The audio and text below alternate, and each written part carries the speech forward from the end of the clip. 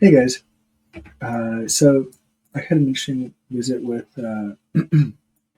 yesterday who presented how to use drones and multispectral imaging for doing vegetation assessments on cultivated sites.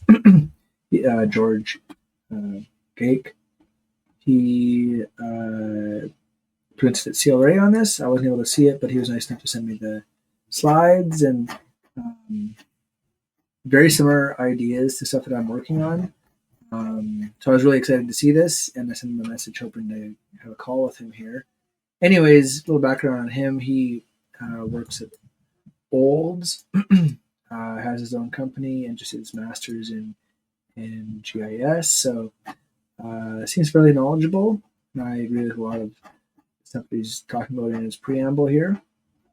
Then we get to his, he does a geospatial stat analysis using this Getis-Ord Gi hotspot analysis, which is something I'd come across. I didn't spend much time on it because I kind of personally thought that since we're looking at these maps visually, that we'd kind of be able to pick out these hotspots without like needing to do an analysis to do that, right? But he seems to think it's interesting, so I thought maybe we'd see how far we can get with that. So I just prompted ChatGPT. I have a high-res NDVI raster, going to resample to half meter. I actually just did a meter per pixel. Can you tell me how to do a Getis-Ord G-star analysis in Google Colab? So I'm just going to, I've never done this before, and I'm just going to pop this into Colab. Let's do text. Libraries. And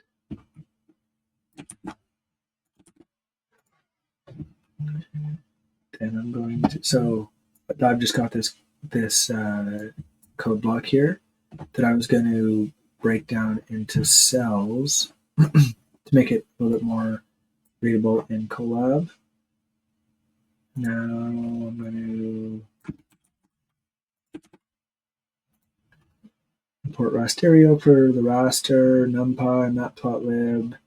I don't know what this libpy sal is in this ESTA, but something to do with this Getis-Ord. Now we're going to specify the NDVI raster, and my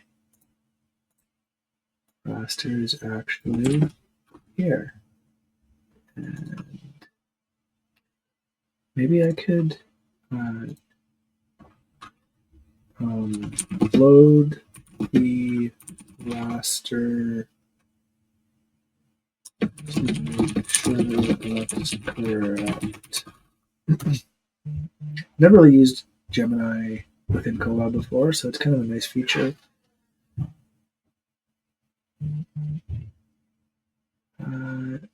NDVI raster path equals, see, it's got a different, see if it loads it.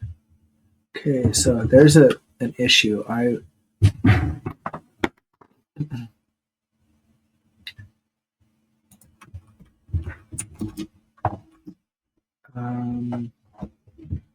So see, I'm not getting an NDVI raster. I've got this extraneous info around here. So how do I handle that? Maybe I'll ask ChatGPT. I'm just going to do it right in Colab here.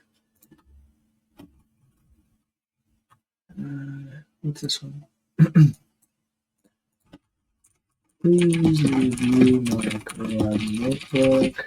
I'm trying to load an NDVI raster and do a analysis when I visualize the raster. I see the area surrounding the tip is being included in the analysis.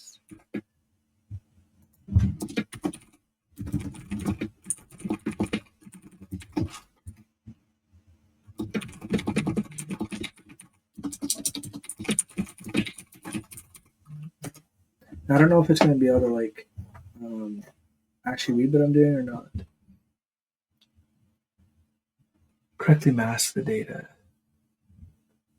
Okay, so let's, it's probably going to import raster.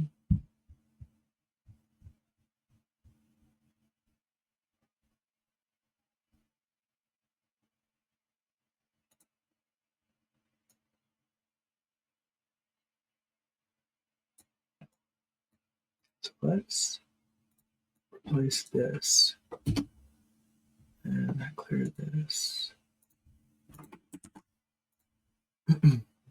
So it's already, I don't know if that's an issue to re-import stuff, but hey, that's got it. So I'm going to just continue on. So I'm going to the raster now looks like it should. So what is next in our Getis-Ord Gi star hotspot analysis?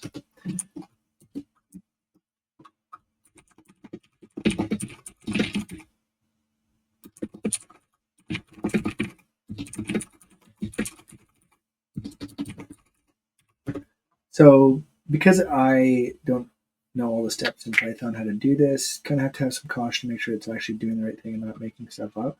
So I think it's really important if you're going to use AI tools in this way that you have to understand your data well enough and on a deep enough level to kind of be able to gut check if the outputs are kind of what you expect it to be or not. So it gave me this whole deal right now. I don't know if I'm just add it. See, I don't know why they're re-importing. I don't think this is quite as tight as it could be, but so it's working its way through here.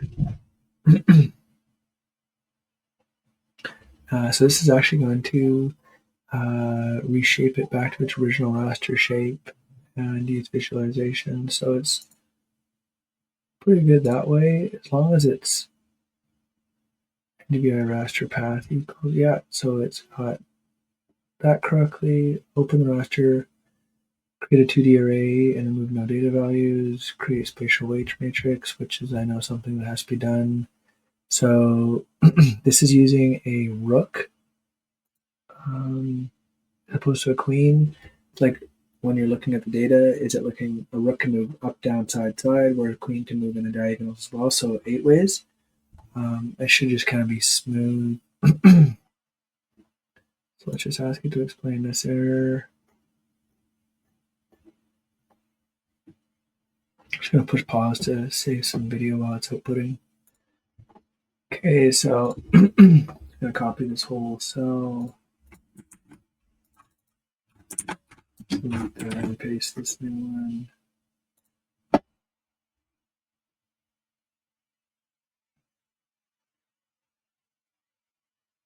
I'll push pause while it runs. I'm just going to copy and paste this into ChatGPT. I think it might give me a better answer than what Google's doing right now.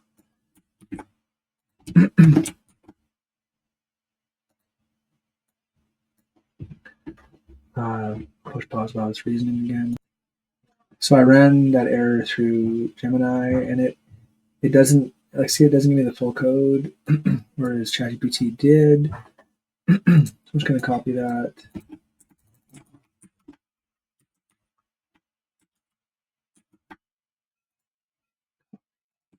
Paste, run. So it was something to do with a float 32 versus float 64, which I don't know much about that, but I know that there's just different ways of handling numbers. So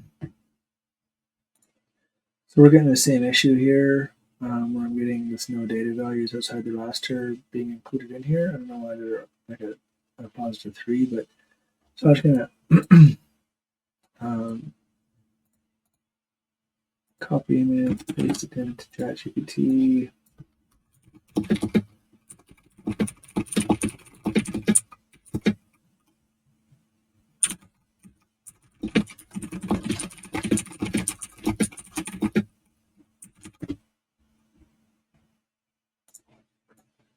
Right. So a 3 mini high gave me a good answer again. And like this, and then this. Basically, we're going to mask out there's no data values again. So I'll let this push pause. All right, so here's the output, and it looks proper. So that was good. I've got cold spots here, a couple hot spots, but I'm still, so let's just, for reference, look at the same data here. Where's my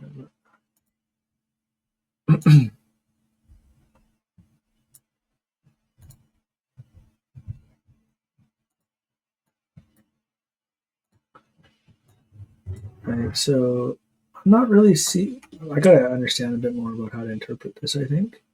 Because I'm in essence seeing the exact same, remember this has been cut.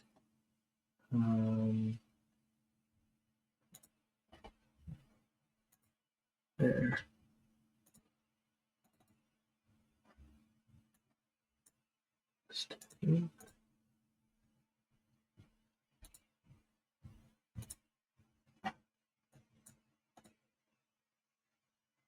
I don't quite understand what it's doing here, so.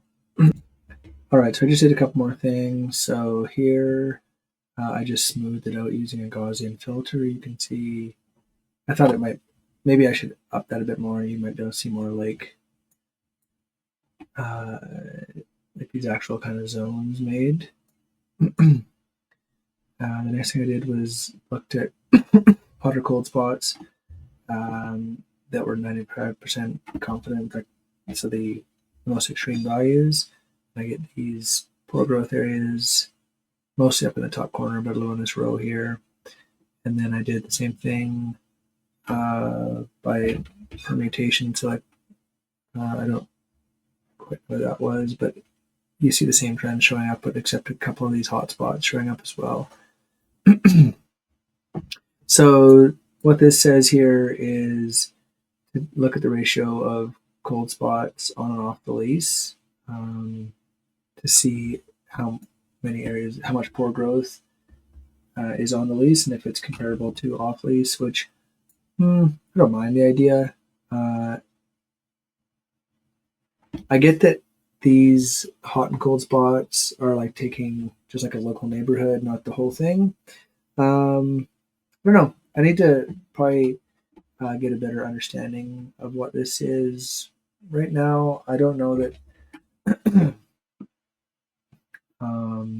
it's telling us a whole lot more. Again, this is one example, and definitely probably missing a little bit of nuance. Like I do like these kind of zones that were created better than what I'm seeing. So, anyways, interesting way to look at it. It also makes me want to look at different spatial autocorrelation things like Moran's I, the local and global version of that. I definitely think that there's something to this. I just don't know how to interpret it yet. Anyways, that's just a quick look at kind of the first part of a cool presentation that I saw, and I have to do some follow up on this. Okay, so one more thought here. So when we're at the site and there's quite a bit of variation, right? So maybe you've got like a really poor growth area up by an old flower pit, another area over here. This local areas that stand out, it would help us do that because a lot of times, like the Big Bear area up here is going to mask out any local areas. So that would be up here, obviously, is a poor growth area, but then in this area, we would find our own kind of local areas of significance, right? So yeah, there's probably something to this. I